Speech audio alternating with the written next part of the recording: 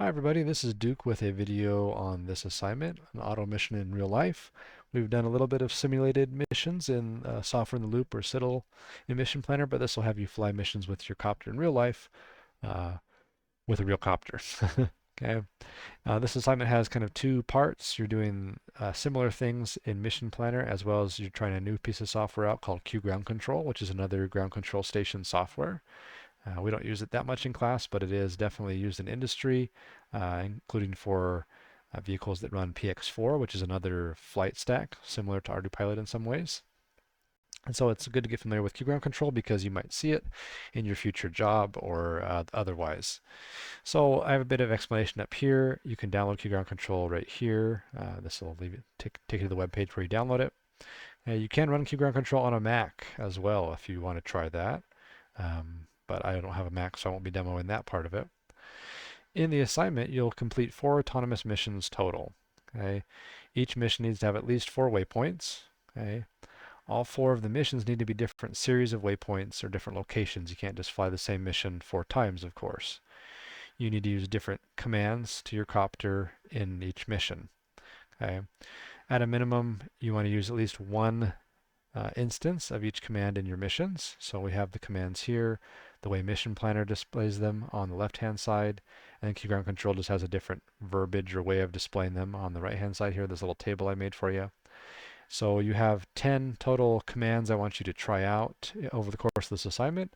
You need to use each command at least once somewhere in the 4 flights. Okay, that doesn't mean you have to use all 10 of them when Mission Planner and then use 10 of them again in QGroundControl. It means split them up between all 4 flights. So you could use 5 of these in your 2 Mission Planner flights and the other 5 of these in your 2 QGroundControl flights, for example. Hopefully that makes sense. There's a reference here that gives you a list of all the commands. The chart here that I have for you is not list all the commands possible. It lists all the ones I want you to use or try to use. Okay. Here are the overall list of all the different commands and things like that, spline waypoint, later time, later turns, all these different things. You can try some of these out if you want to as well. You probably need to use some of them a little bit later in the semester, okay? But for right now, you need to at least use these 10.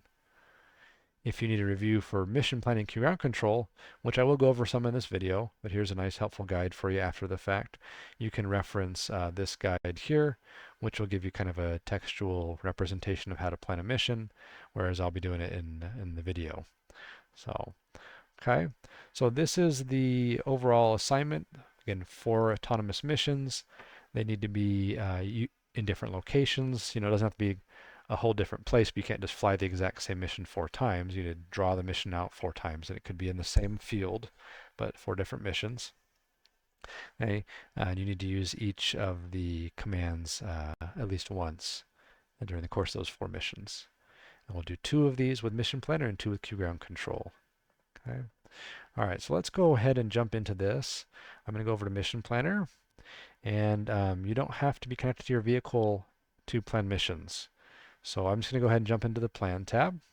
Make sure we're still recording here. Okay, good. Plan tab here, and let's say I'm out at our flight location. Okay. If I'm in Mission Planner, I want to make sure I'm in the Plan tab. I have mission selected, not fence or rally. Okay. And I can start planning my mission. So let's say I want to do a little flight out here in the field. You remember from the Software in the Loop simulation that we already did some of this, so I'm not going to go too in depth. I went over a lot of it in that video. But let's say I'm going to start my mission over here.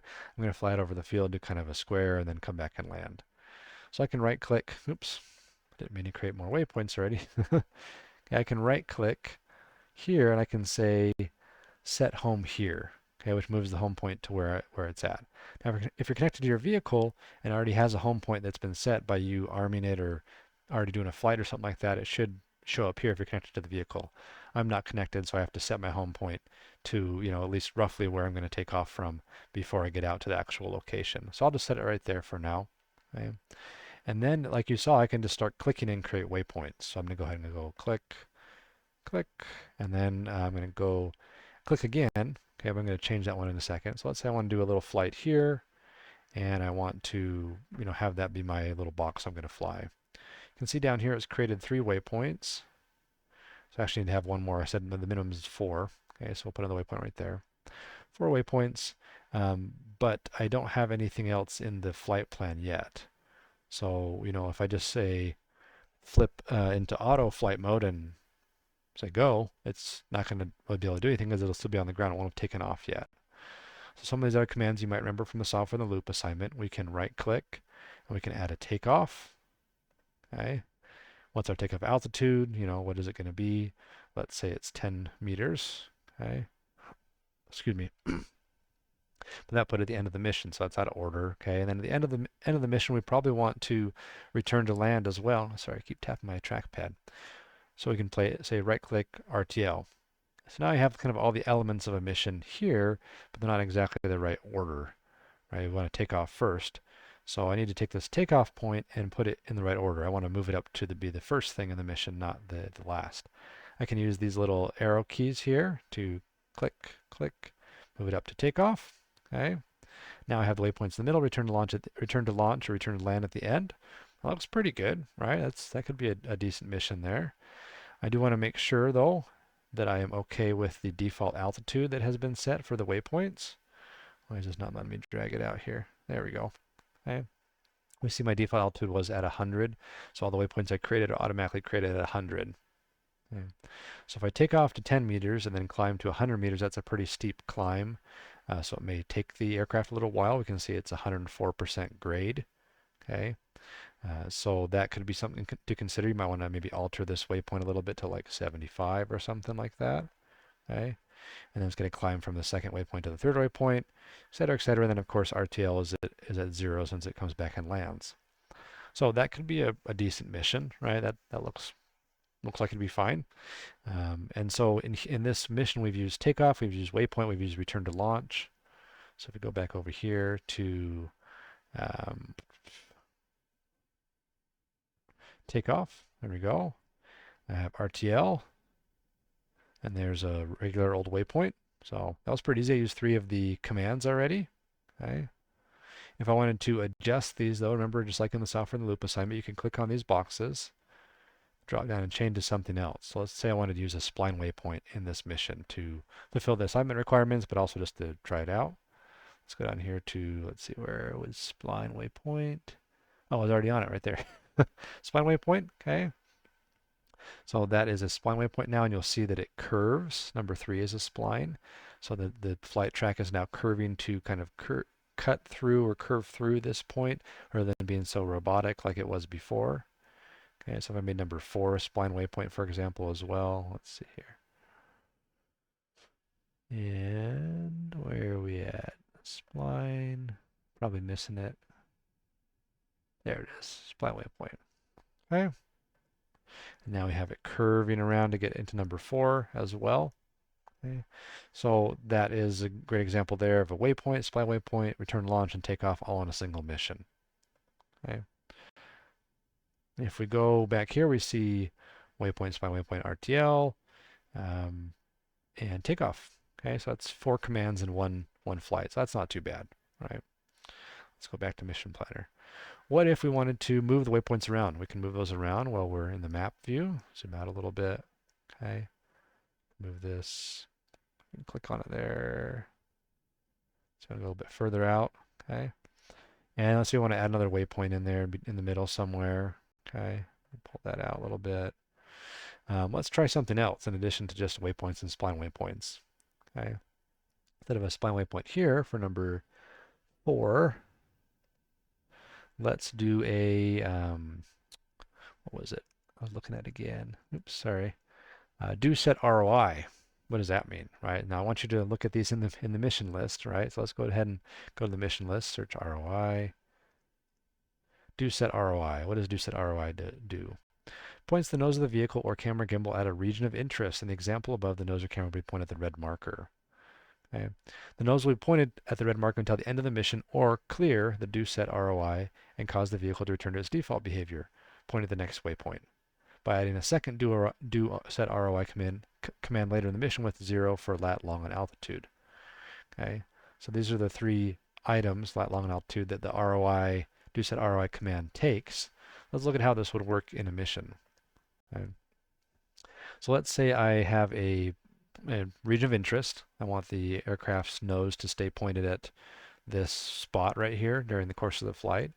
If I say waypoint and I change that to a let's see, where's do set ROI at? Do set ROI. Okay. We'll let it kind of update there for a second. Now it changed into that red marker. I can move the red marker, say, to the middle here. This should probably be more realistic.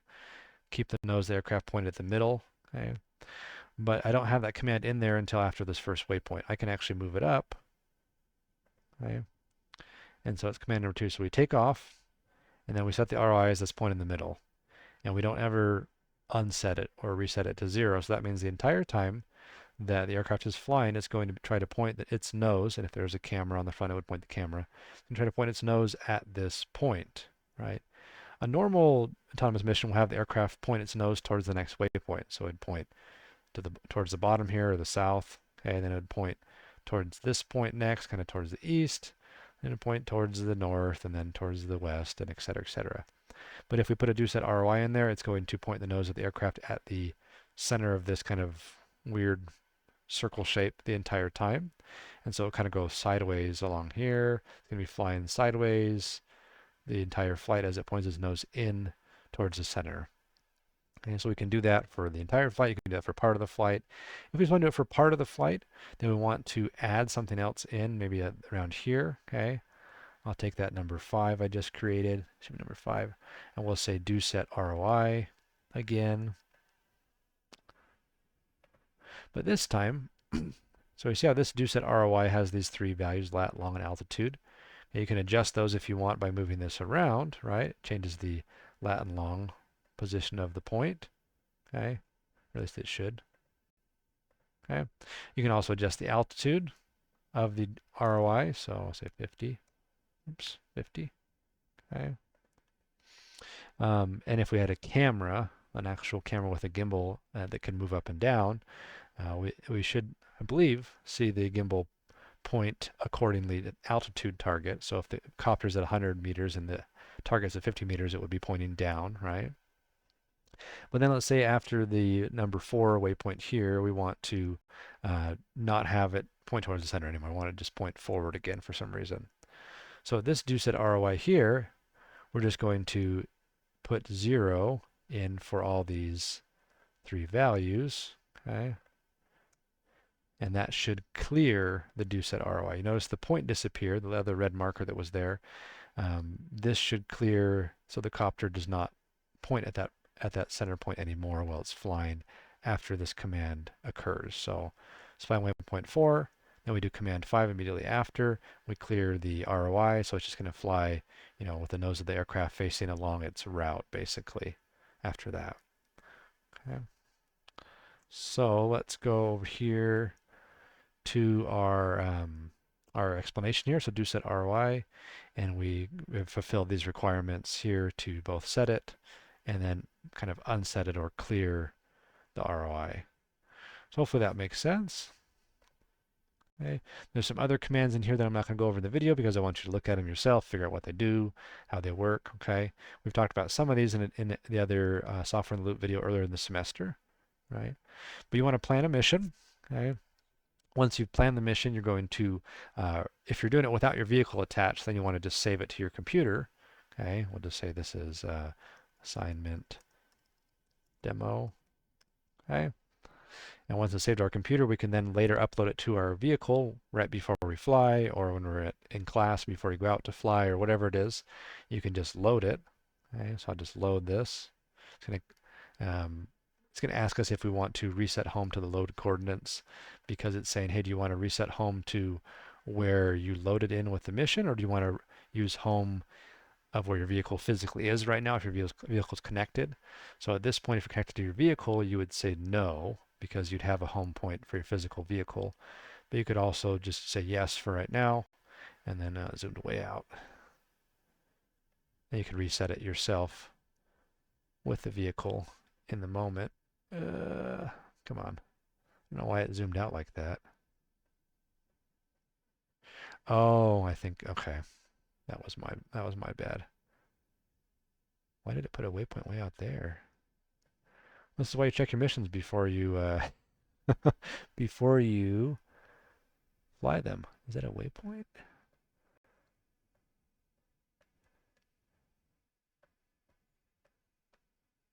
Weird.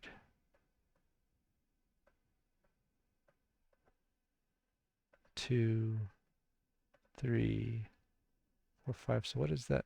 Huh, I wonder why. Oh, maybe it just zoomed out because I have those markers there. Still seems strange. Those aren't waypoints, those are just markers over at other flight location. Huh. Okay, well, a little bit of an aside there, I apologize. But once you load the mission and you're back on your area, get here. Wish this map was a little bit easier to maneuver, that's okay. Okay, you would then write it to your vehicle. Okay, I'm getting an error because I don't have a vehicle attached. You'd read it back, okay, and make sure it's what you wanted to do, and then you're basically ready to fly. Okay, to fly an autonomous mission, just like in software in the loop, we have to be in auto flight mode. Okay, you can do that by using your ground control station, engaging auto flight mode, or you can set auto flight mode to be a switch on your transmitter and you can flip the switch to engage auto mode. Either way will work. Okay? But remember, there are a few kind of prerequisites that you either have to follow along the path or you have to change parameters in order to allow you to do it this way. If we go into the, let's go into the simulated copter to do this actually. By default, Ardupilot will not arm in auto mode, so you have to either allow it to arm in auto mode, or you have to arm in a different mode and then flip into auto. Okay, so let's go to the config here. Okay, so auto options here. So let's down select a little bit. Auto options has to do with this. Okay, so in our auto flight mode, we cannot arm typically by default. So if you would like to change your parameters to allow you to do that, that's fine. Just be aware that it will arm and take off if you have a mission loaded and you arm in auto mode. And so there are some safety considerations to be taken here as well. Okay, this is a little bit long to see the whole thing on the page here, it looks like. Yeah, I'll explain that as we look at it. Okay, so there's a couple different options here. If we allow arming, that means we allow the copter to be armed when it's already in auto mode on the ground. Typically, you can't do that. Okay, but if you allow it, then that's fine. You can also choose to allow takeoff without raising throttle. Okay, by default, even if you arm in auto, if your throttle is still at 0 or at idle, we could say, the copter won't work. It won't take off unless you raise the throttle. Okay, kind of a signal like, yeah, we're ready to go. So if you want to allow it to autonomously fly without pretty much any input from your transmitter, you can do both of these things. Allow arming in auto, allow takeoff without raising throttle. If you do that, what will happen will be you'll have the copter out on the ground, you'll plug it in, it will boot up and everything. You'll put the copter in auto mode, whether you do that from a physical transmitter switch or from the ground control station button, it doesn't matter. You'll then arm the copter, again with a physical transmitter switch or with a button on the ground control station, and it will then arm, it will throttle up, take off if there's a takeoff command in your mission, and it will fly its mission and return to launch. Okay. You can do those things, all right? But at least in terms of class and how I want you to operate, I do need you to have your transmitter with you. I need you to have it turned on, and all that kind of stuff. We're not going to fly with just the ground control station for safety reasons. I do want you to use your transmitter. So I'm fine if you want to allow arming in auto and allow takeoff without raising the throttle, but I still want you to arm and have your transmitter there with you so you can take control of the aircraft if you need to. The other options here, ignore pilot yaw. Okay, let's actually expand. It's a little bit easier to read it here, maybe. There we go. Let's see. Ignore pilot yaw overrides the pilot's yaw sticks while being used well in auto. So basically, when you are in auto and the aircraft's flying around doing its autonomous mission, by default you can use your yaw stick and point the nose of the aircraft in different directions while it flies the auto mission. But if you tick this box to ignore it, it won't rotate when you yaw in auto mode. A weather vaning, I believe what that refers to is if you have a vehicle that is a quadcopter or a quad plane or something like that, it will allow the vehicle to try to yaw itself so that it has the best performance in whatever wind is going on, if that makes sense. Okay, so if there's a strong wind in a certain direction, your copter is not symmetrical or something like that, it could allow it to yaw to try to get the best, I guess, efficiency in that position. I'm not entirely sure on that one, but I think that's what that is referring to. Okay. So you need to set these options to be what you want them to be. Again, you don't have to set these options. You can just arm it and stabilize, throttle up a little bit, and then switch into auto. That's fine too. But those are available there if you'd like. There's also a parameter that you should not probably need to use, but let's see. Disarm delay, I think. Disarm delay.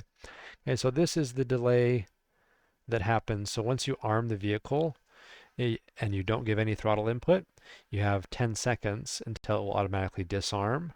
Okay.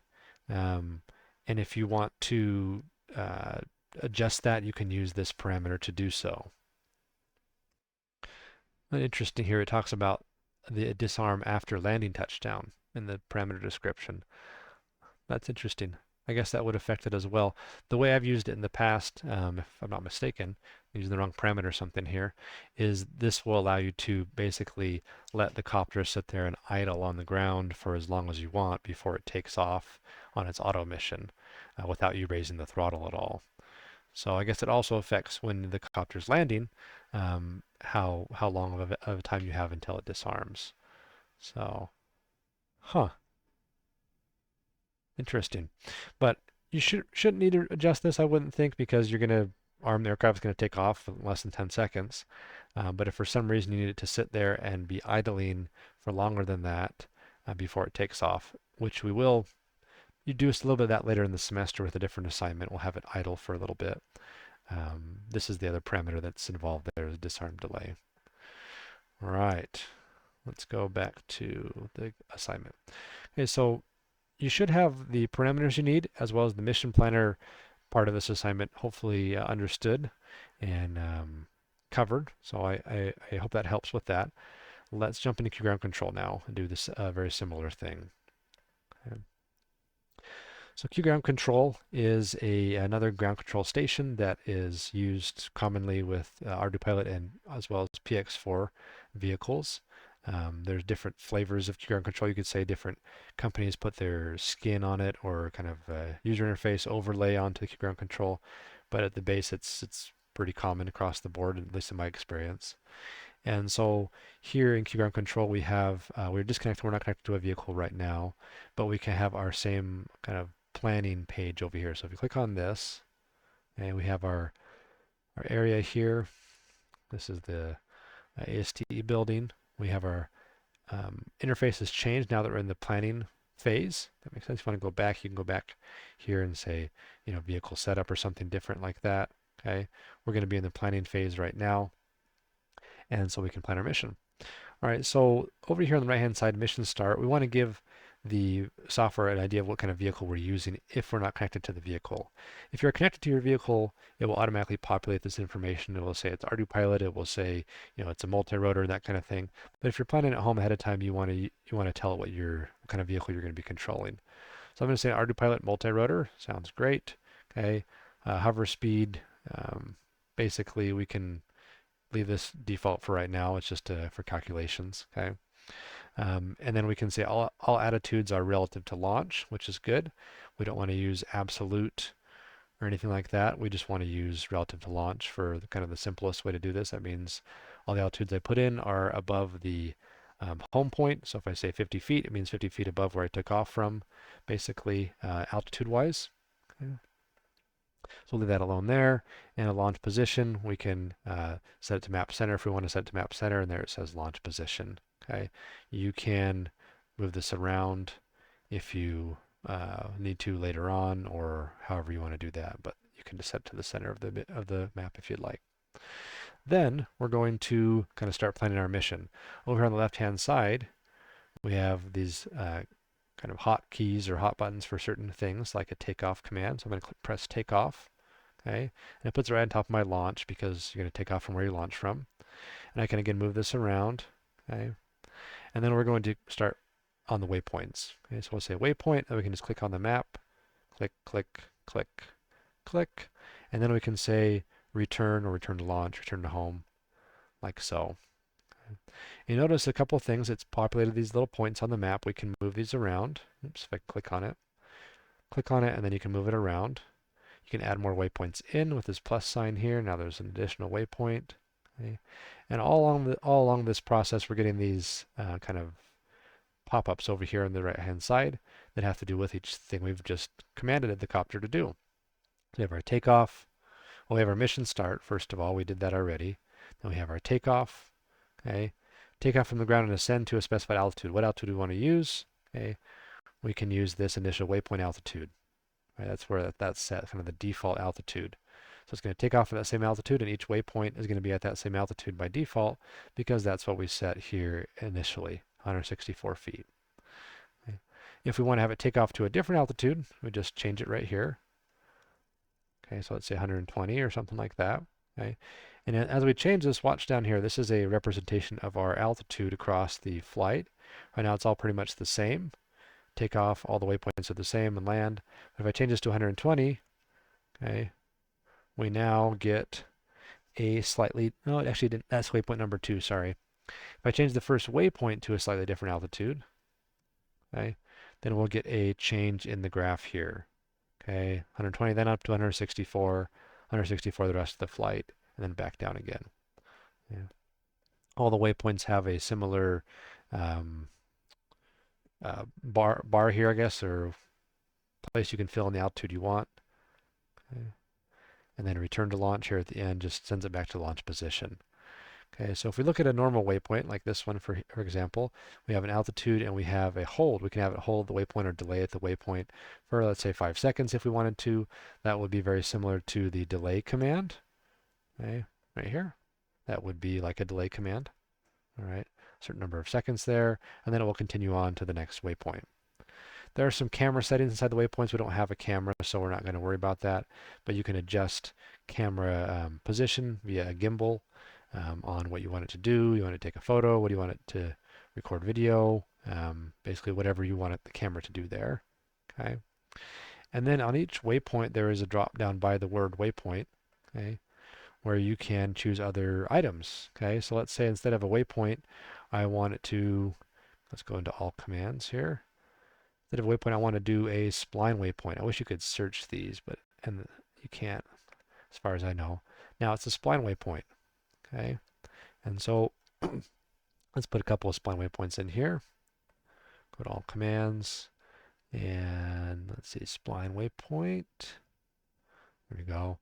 It's not represented as the curved shape like it does in Mission Planner. I don't know. I'm not familiar with QGroundControl, so I guess it doesn't show that.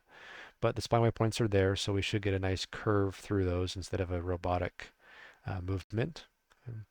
And then if we wanted to do something similar to our ROI, like in the first one there, we can go to all commands. We can also go to the camera commands, region of interest. Okay, we can set the ROI as a region of interest. So let's put it right there in the middle. All right. Then we can set the altitude for the ROI here.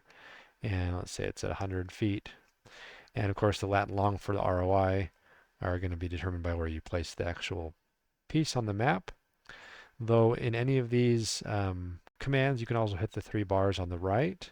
Okay, and you can say show. Oops, you can say show all values. So if we go to region of interest, we say show all values. It's going to show us all the things that Mission Planner kind of shows us, if that makes sense. We have our altitude up here, and then we have lat and long right here. Okay.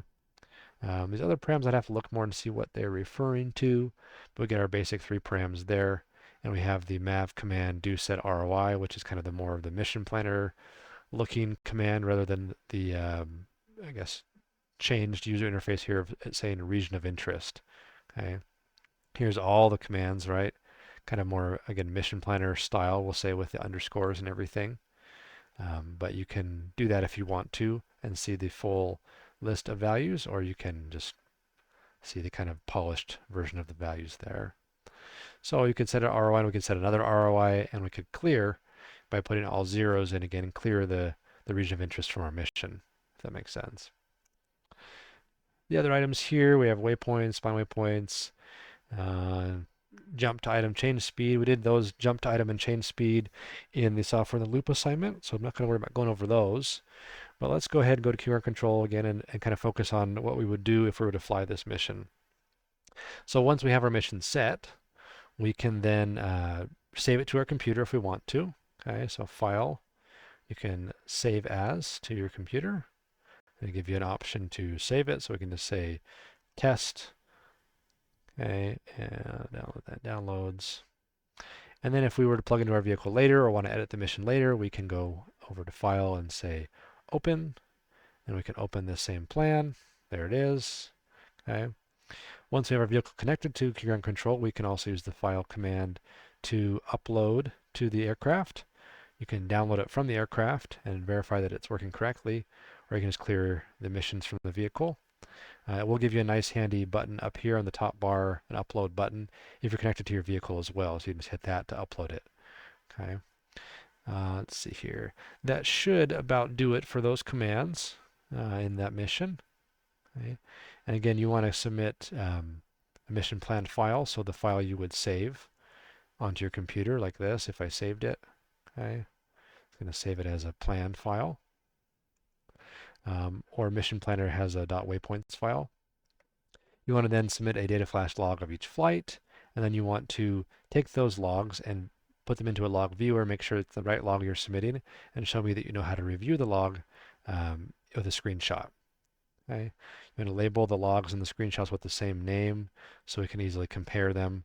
So if you just want to say Mission Planner Flight 1, Mission Planner Flight 2, QGroundControl 1, QGroundControl 2, that's fine. Just make sure you label the logs the same as the screenshots so we know which ones are supposed to correlate. It makes it a little bit easier for grading. All right.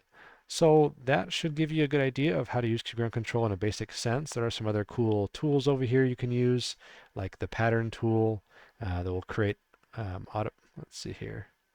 Let's open that. Why is it not letting me load that? Interesting. Let's go ahead and clear. Strange, I thought it would let me do that. Well, for example, there's some other survey plans up here. This pattern plan is similar. Do a survey. Yes, I'll remove the current plan. Okay. And now we have a takeoff. Okay. Survey. And we can use the survey tool to draw shapes like this and have it automatically generate a flight plan. Some of you might be aware of these kind of things in other apps or things like Drone Deploy or things like that. It will automatically generate the flight plan for us. You can do some really cool things in here with the cameras and terrain and stuff like that. But we're not going to do that for this assignment. You're welcome to play around with it though if you'd like, and even fly a mission if you want. You can always do more than the assignment is asking for. If you have any questions or anything, please let me know. I hope this video helps to get you familiar with this assignment and get going on what you're supposed to be doing. Thanks.